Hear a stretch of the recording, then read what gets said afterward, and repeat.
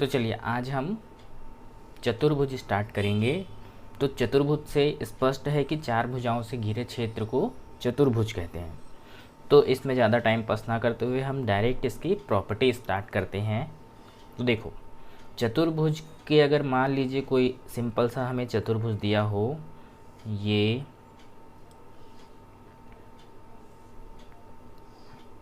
इस तरह से, तो हम इसका क्षेत्रफल कैसे निकालेंगे? या मान लो इसको ऐसे कर देता है, तो इस तरह से अगर हमें चतुर्भुज दिया हो तो सीधा सीधा सा हम इसका क्षेत्रफल कैसे निकालेंगे? तो देखो, इसके लिए हमें क्या करना होगा, इसका हमें विकर्ण दिया होगा। तो इस विकर्ण से दोनों सिरे पे लंबवत, जैसे कि इसका लंबवत यहाँ पे आएगा, मतलब ये 90 डिग्री, ठीक। उसी तरह से इस वाले सिरे का लंबवत मान लो यहाँ पे आएगा, तो ये होता है 90 डिग्री, मतलब इस सिरे से लंबवत।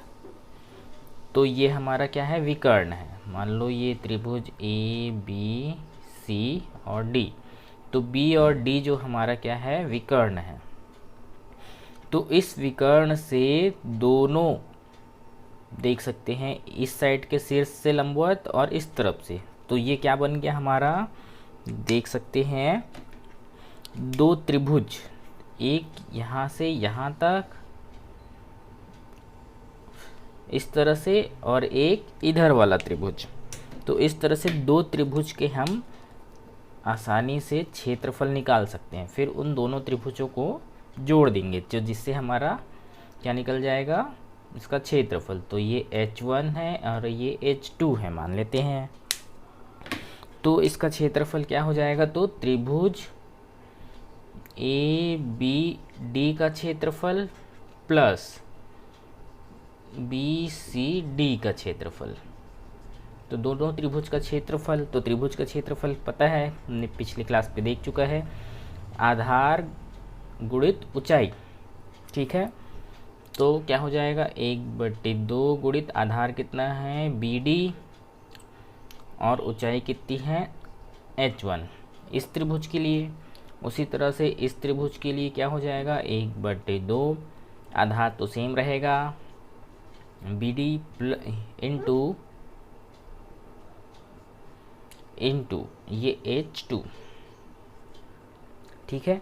तो इस तरह से इसका क्षेत्रफल क्या बनेगा, यहाँ पे 1/2 बी डी कॉमन है दोनों में, तो 1/2 बी डी निकल गया बाहर, H1 प्लस H2।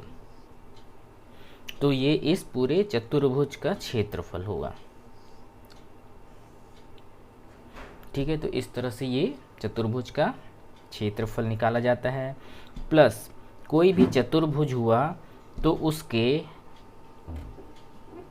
कोई भी चतुर्भुज के हमारे चारों कोणों का योग, मतलब ये और ये चारों का योग मान लेते हैं, कोण ए प्लस कोण बी प्लस कोण सी प्लस कोण डी बराबर ये होता है 360 डिग्री, ठीक है। तो ये सिंपल चतुर्भुज के क्या है, ये फॉर्मूला था। ये कोई सा भी चतुर्भुज नहीं है, जैसे चतुर्भुज के जो हमारे प्रकार होते हैं, आयत, चतुर्भुज, समलंब, ये सब जो है वर्ग, तो इसके अंतर्गत किसी पे ये नहीं आता है। तो इसलिए इस तरह के में हम इस तरह का फॉर्मूला यूज़ करते हैं, ठीक है। तो देखो, एक और सिंपल सा प्रॉपर्टी देखते हैं, उसके बाद फिर हम इसका टाइप्स देखेंगे। तो एक सिंपल प्रॉपर्टी ये होता है कि मान लीजिए कोई चतुर्भुज है,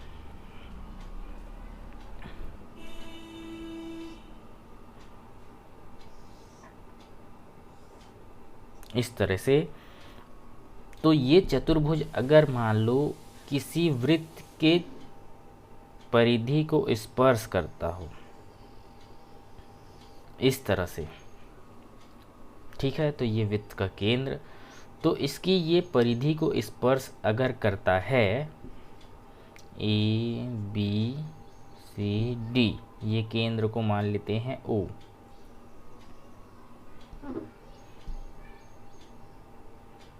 ये केंद्र O, ठीक है। तो इस तरह से ये अगर स्पर्श करे तो सीधा सीधा सा क्या हो जाता है, जो आमने सामने वाली भुजा है, ये भुजा और ये सामने वाली भुजा दोनों सामने है, आमने सामने। तो इस तरह से ए प्लस ए बी भुजा प्लस सी डी, ये दोनों भुजा इक्वल टू बराबर होंगे ये आमने सामने भुजा के, A D plus B C, ठीक है। तो इस तरह से ये दोनों आमने सामने के, मतलब ये वाले हो गए और ये वाले दोनों आपस पे बराबर होंगे, दोनों का योग, ठीक है। तो ये इसकी पहली प्रॉपर्टी थी। और जो दूसरी प्रॉपर्टी है तो वो होगा इस केंद्र से जो हमारा विकर्ण जाता है, तो ये विकर्ण जो है देखिए, तो ये कोण और ये कोण, ये अल्फ़ा मान लेते हैं और ये बीटा। तो अल्फ़ा प्लस बीटा का योग होगा 180 अंश। अगर इसके अंदर वृत्त है तब, मतलब वृत्त की जो स्पर्श रेखाओं को ये चारों भुजाएं स्पर्श करे तब ऐसा होगा, अदरवाइज नहीं होगा ना। और ये वाला कोण और ये वाला कोण, तो मान लेते हैं इसको अल्फ़ा बीटा गामा डेल्टा। तो गामा प्लस डेल्टा भी 180 अंश होगा, ठीक है। तो ये सिंपल सा दो प्रॉपर्टी थे हमारे, ठीक है, चतुर्भुज के अंतर्गत। चलिए तो अब हम आगे चतुर्भुज के प्रकार देखते हैं, टाइप्स।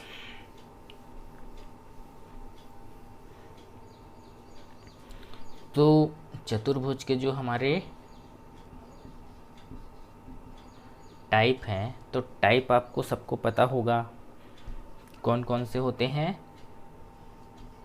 तो आयत पहला हुआ, उसके बाद होता है वर्ग दूसरा, उसके बाद आता है तीसरा समचतुर्भुज, चौथा है समांतर चतुर्भुज, उसके बाद आता है पांचवा जो है समलंब चतुर्भुज, ठीक है।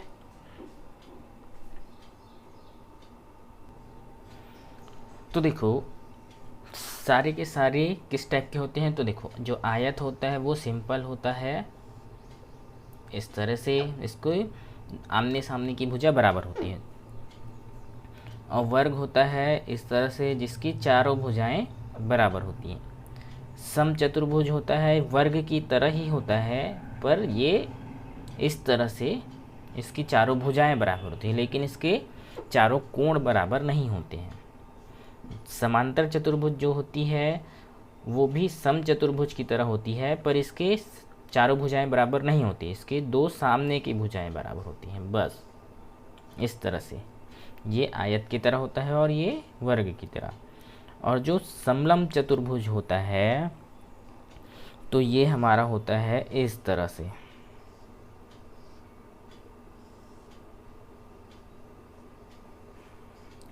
ठीक है। तो चलिए एक एक करके हम सारे चतुर्भुज की प्रॉपर्टीज स्टार्ट करते हैं।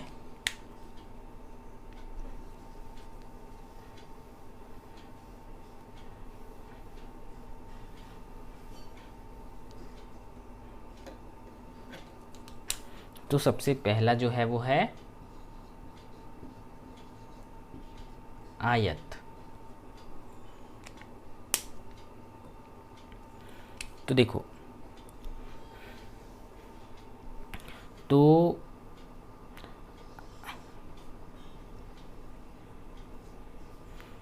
तो यहाँ पे एक आयत बनाते हैं।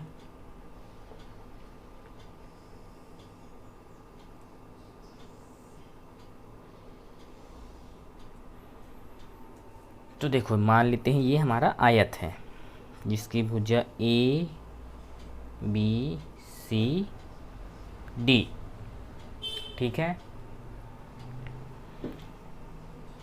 तो इसके विकर्ण हैं ए सी और बी डी, ठीक है। तो जहाँ पे मिल रहे उसको ओ बना देते हैं। तो देखो इसकी आयत की प्रॉपर्टी में सबसे पहला है कि इसके चारों कोण हैं वो 90 डिग्री के होते हैं, सीधे सीधे ये वाले, ये वाले, ये वाले और ये वाले, ठीक। और इसके दूसरे पे प्रॉपर्टी पे है इसकी आमने सामने की भुजा बराबर होती है।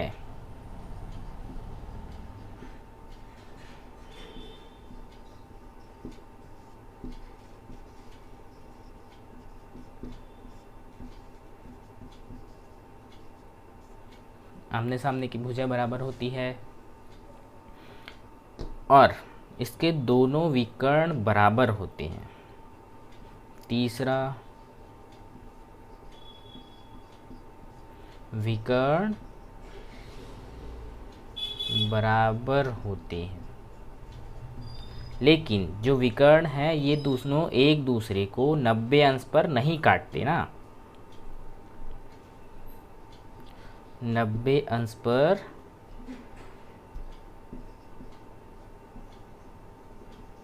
नहीं काटते,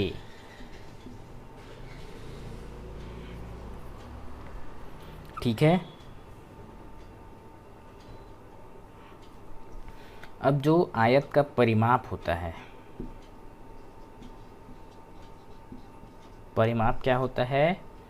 तो परिमाप हमारा जो है इसके भुजाओं की लंबाइयों का योग होता है, ठीक है। मतलब परिमाप मतलब उसका चारों ओर घेरा समझ लीजिए एक हिसाब से। तो देखो अगर मैं इसकी जो ये चौड़ाई है इसको मान लेता हूँ b, ठीक है, या इसको x मान लेते हैं और इसकी लंबाई को y, तो दोनों भुजाएं बराबर आमने सामने की तो ये हो जाएंगे। तो इसके परिमाप अगर हम निकालें तो कैसे निकल जाएगा? चारों भुजाओं का योग है, चारों को जोड़ देना है। तो देखो ये x को जोड़ते हैं प्लस ये वाला y प्लस अब ये वाला x प्लस ये वाला y, ठीक है। तो इस तरह से क्या हो गया, 2x है और 2y है तो ये दोनों आपस में जुड़ जाएंगे, 2x प्लस 2y। तो यहाँ से 2 हमारा कॉमन निकल गया, x प्लस y। तो ये होता है हमारा परिमाप, आयत का परिमाप। क्या हो जाएगा? 2x plus y।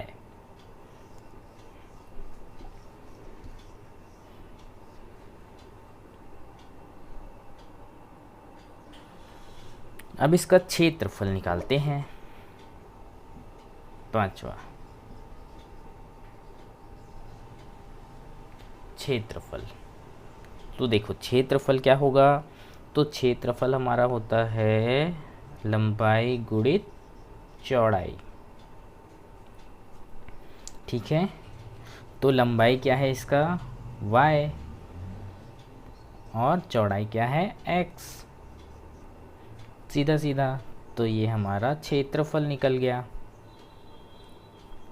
ठीक है।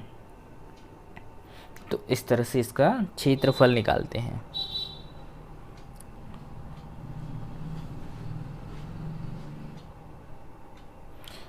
और यदि देखो इसके विकर्ण की लंबाई निकालते हैं तो विकर्ण की लंबाई कैसे निकालेंगे? तो विकर्ण की लंबाई, तो देखो सीधा सीधा सा ये पाइथागोरस प्रमेय इस पे लागू हो जाएगा, क्योंकि ये जो बीच का देख सकते हैं 90 डिग्री है और ये हमारा कर्ण है। तो विकर्ण जो है वो कर्ण है, दोनों विकर्ण। तो विकर्ण मान लेते हैं AC। तो पाइथागोरस प्रमेय क्या होता है, कर्ण का वर्ग इज इक्वल टू, मतलब कर्ण का वर्ग बराबर लंब का वर्ग मतलब y का वर्ग प्लस यहाँ पे x का वर्ग। तो सीधा सीधा यहाँ पे हमारा AC बराबर, मतलब जो विकर्ण है, विकर्ण बराबर क्या निकल गया, अंडर रूट, इसको उल्टा कर सकते हैं, इधर x को इधर, x को उधर, तो x square plus Y square. तो ये हमारा क्या निकल गया, विकर्ण। तो इस तरह से इसके ये प्रॉपर्टीज़ याद रखना है।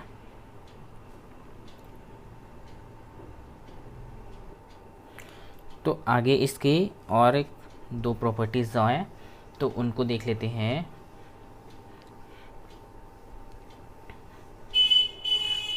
तो अगली प्रॉपर्टी जो हमारी है वो ये है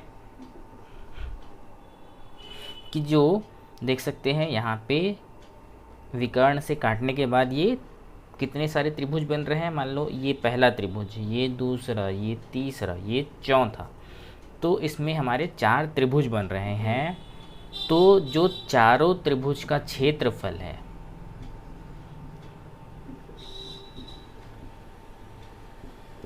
त्रिभुज 1, 2, 3 और 4, जो चारों त्रिभुज का क्षेत्रफल है वो क्या होंगे, सब बराबर होते हैं।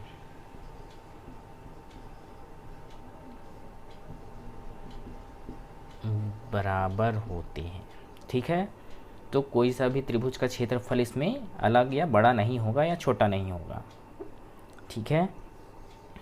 तो एक प्रॉपर्टी और है, मान लीजिए हमारा ये एक आयत है, तो इसके अंदर कहीं पे भी कोई सा भी बिंदु अगर कोई P दे दिया है, ठीक है, तो यहाँ से होते हुए इस तरह से, इस बिंदु से होते हुए इस तरह से कोई सी रेखा मतलब बना हुआ है A B C D, ठीक है। तो इसकी प्रॉपर्टी ये होती है कि यहाँ से यहाँ तक की जो दूरी का स्क्वायर प्लस यहाँ से यहाँ तक की दूरी का स्क्वायर, इसका स्क्वायर और इसका स्क्वायर वो बराबर होंगे इसका स्क्वायर और इसका स्क्वायर, ठीक है। तो देखो यहाँ से यहाँ तक क्या है, ए पी का स्क्वायर प्लस यहाँ से यहाँ तक का पी सी का स्क्वायर, ये बराबर होगा यहाँ से यहाँ तक की दूरी क्या है, डी पी का स्क्वायर प्लस यहाँ से यहाँ तक की दूरी क्या है, पी बी का स्क्वायर। तो इस तरह से ये बराबर होते हैं, ठीक है। तो ये आयत से रिलेटेड कुछ प्रॉपर्टीज़ थे। तो चलिए इससे रिलेटेड एक आध क्वेश्चंस देख लेते हैं।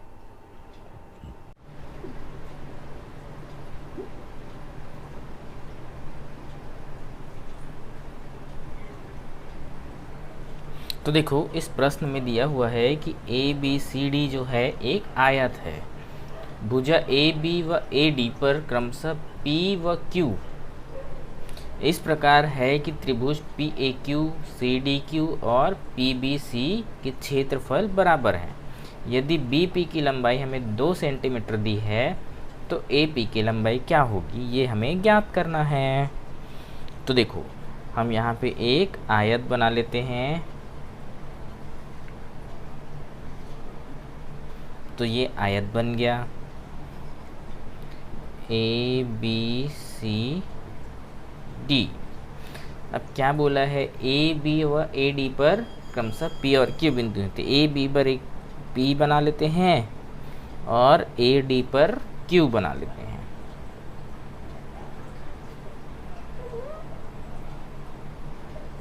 Q, ठीक है। तो अब हमें क्या करना है, तो त्रिभुज PAQ मतलब PAQ, तो इन दोनों को मिलाना पड़ेगा। तो यहाँ से इन दोनों को मिला दिए। दूसरा त्रिभुज क्या बोला है, सी डी क्यू, तो ये सी है, ये डी है और ये क्यू है, तो इन तीनों को मिला देते हैं, ये बन गया। अब तीसरा त्रिभुज कौन सा है, P B C, P B C, तो इन दोनों बिंदु को भी मिलाना पड़ेगा। के क्षेत्रफल बराबर है, मतलब हमारे ये वाले त्रिभुज, ये वाला त्रिभुज और ये वाला त्रिभुज, इन तीनों के क्षेत्रफल बराबर है। और हमें क्या दिया है, बी पी की लंबाई दिया हुआ है, तो ये बी और ये पी है, तो यहाँ से यहाँ तक की लंबाई कितनी दी है, 2 सेंटीमीटर। ठीक है, तो अब आगे देखना, तो क्या करेंगे, हमें ये वाली लंबाई ज्ञात करने बोला है, तो हमें ये वाली लंबाई नहीं पता, तो हम इसको क्या मान लेते हैं, x। चूँकि अब हम जानते हैं कि आयत की आमने सामने की भुजा क्या होती है, बराबर होती है, तो ये वाली जो पूरी भुजा होगी वो कितनी होगी, x + 2। ठीक है, ये दोनों का जोड़ तो यहाँ से यहाँ तक का, तो सामने वाली भी भुजा बराबर है। तो अब देखो, तो हम इसको मान लेते हैं y और इसको मान लेते हैं z। ठीक है, तो ये वाली पूरी भुजा कितनी हो जाएगी, यहाँ से यहाँ तक y + z। ठीक है, तो अब तीनों का क्षेत्रफल बराबर है। देखो, तीनों का क्षेत्रफल मतलब त्रिभुज पहले वाला, ये वाला क्षेत्रफल, तो पहले ही इसको ले लेते हैं, पहले इसी को ले लेते हैं। त्रिभुज क्या है, पी ए क्यू का क्षेत्रफल बराबर है, दूसरा क्या है, सी डी क्यू, त्रिभुज सी डी क्यू, तीसरा है पी बी सी।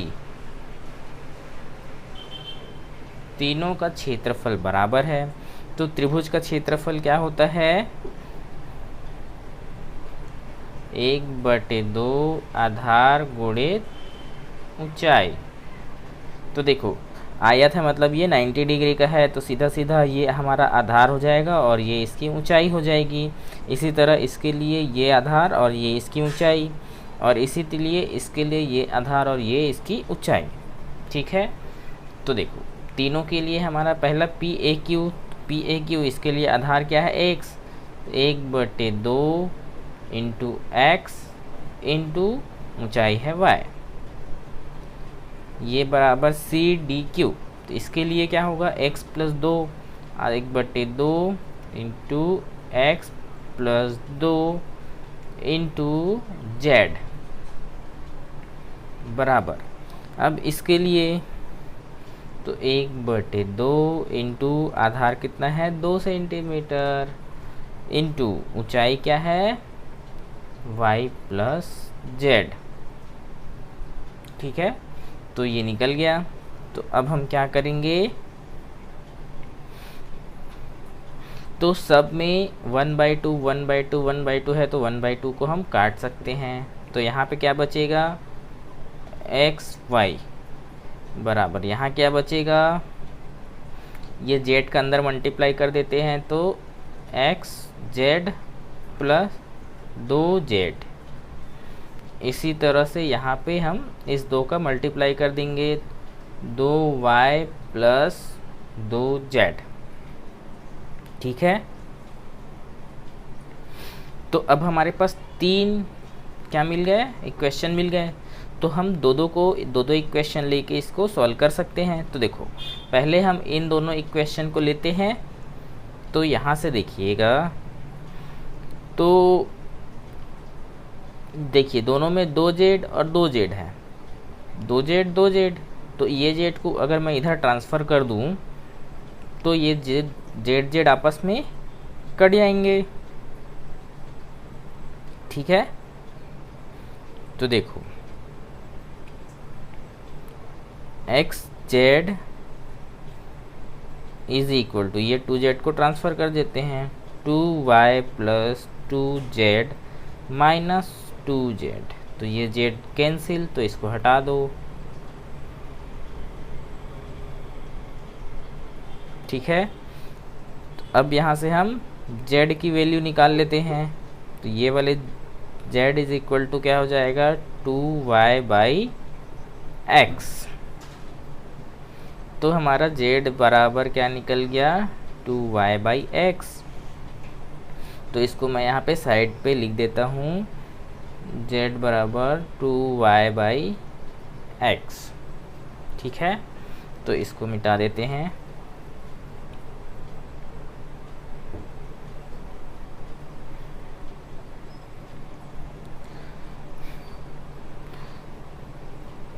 तो अब यहाँ पे मैं पहला वाला क्वेश्चन लेता हूँ और ये लास्ट वाला। ठीक है, तो x y बराबर क्या है लास्ट वाला 2y + 2z। तो इस z की जगह मैं इस z का वैल्यू रख दूंगा। x y बराबर 2y प्लस ये कितना है z की जगह पे 2 × 2y/x। ठीक है, तो देखो तो ये कितना हो जाएगा x y is equal to 2y plus 2 दूनी ही हो जाएगा 4y/x। तो अब इन दोनों को क्या कर देते हैं, गुणा कर देते हैं। तो ये कितना हो जाएगा x हमारा लघुत्तम आ गया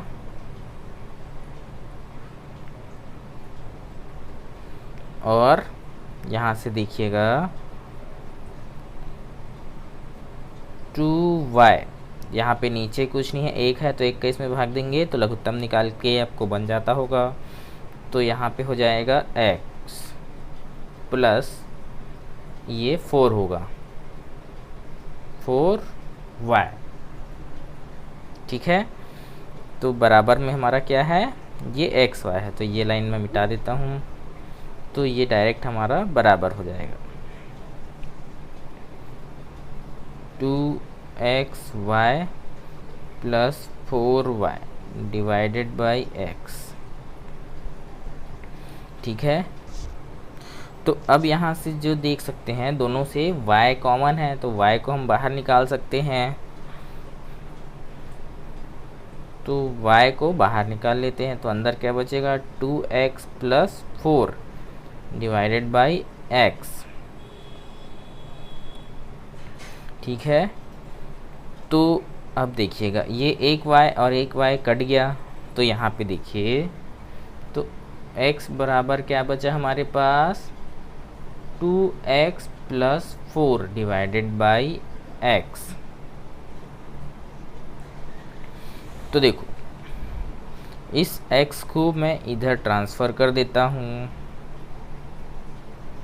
ठीक है, तो ये हो जाएगा x² is equal to 2x plus 4।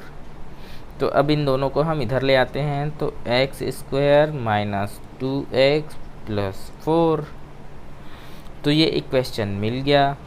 तो अब इस इक्वेशन को हम अपना सॉल्व करेंगे, जैसे हम गुणनखंड विधि से करते हैं या तोड़ने वाला से, जिससे भी करना चाहे कर सकते हैं।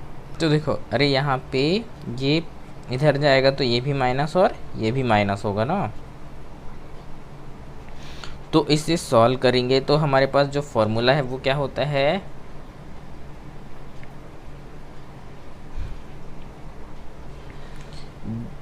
एक जो फॉर्मूला हमने देखा हुआ है तोड़ने वाला, तो वो फॉर्मूला क्या होता है b plus minus under root b² minus 4ac divided by 2a। ठीक है, तो देखो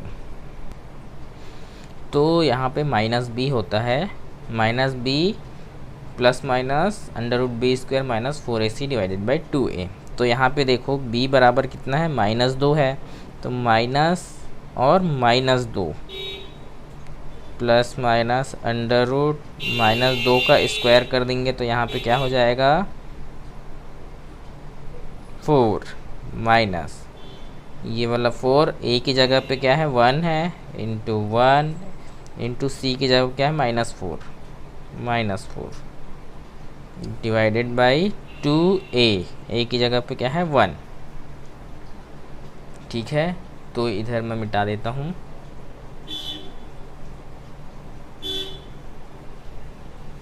तो देखो यहाँ पे ये -2 क्या हो जाएगा, प्लस हो जाएगा 2 plus minus √4 minus minus plus 4 Chowk 16 divided by 2। ठीक है, तो ये कितना हो गया 2 प्लस माइनस √16 4 20 डिवाइडेड बाई 2।